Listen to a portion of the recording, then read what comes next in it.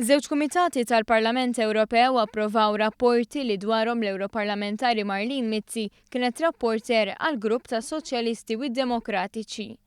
L-ewwel wieħed kien dwar is-suq tax-xogħol fl-Unjoni Ewropea u l-ħiliet u l-kwalifiċi bħala għodda biex l-Unjoni Ewropea tirkupra mill-kriżi ekonomika. Mizzi notat kif dwar dan kien hemm kunsens saħansitra dwar l-emendi li hija għamlet u li ddaħħlu għar-rapport finali. Qalet li s-suq tax-xogħol qed jinbidel u għalhekk tajjeb li wieħed jaħseb fil-ħaddiema ta' għada. F'kumitat ieħor kien approvat rapport dwar l-implementazzjoni tal-liġi Ewropea. Mizzi qalet kif il-mod kif din il-liġi tiddaħħal fil-liġi tal-pajjiżi membri huwa differenti fost ħafna pajjiżi tal-Unjoni Ewropea. Spjegat kif bl-emenda tagħha enfasizzat il-punt li r-rwol ta' ċittadini Ewropej fi proċessi simili għandu jkun imħares.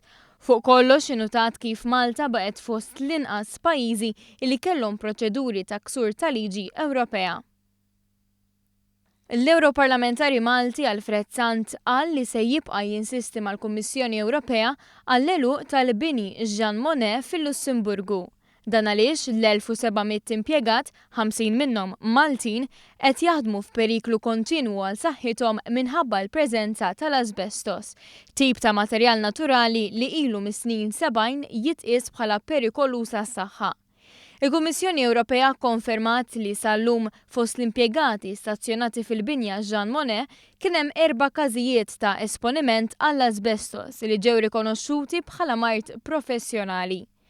Il-Viċi President tal-Kummissjoni Ewropea, Kristalina Georgieva, qalet li għaddejja ħidma sabiex jiġi identifikat bini alternattiv għal rikolazzjoni tal-impjegati preżenti fil-bini ta' Jean Monnet.